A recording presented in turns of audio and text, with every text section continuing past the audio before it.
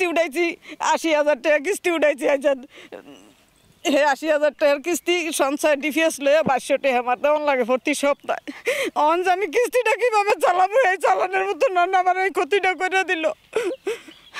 এখন এই যে পাশের ক্ষেতে গাছ কেজন আজকে রাতে কেটে ফেলছে, তো এখন আমরা তো আতঙ্কের ভিতরে আছি, কারণ পাশের ক্ষেতে যদি কাটছে আমার পাশের ক্ষেতের আমারটা যে কাটবে না এটাও তো শিওর না, এটাও কাটতে পারে। তো আমরা এখন আতঙ্কের ভিতরে আছি, কারণ উনি ক্ষেত খোলা করছে, উনি তো গরিব মানুষ, হয়তো অনেক টাকা ধার দেনা করে কিস্তি তুলে ক্ষেতটা করছে, ওনার তো এখন চলাটা কষ্ট হয়ে যাবে। খামার মেয়ে থাকে আর কি।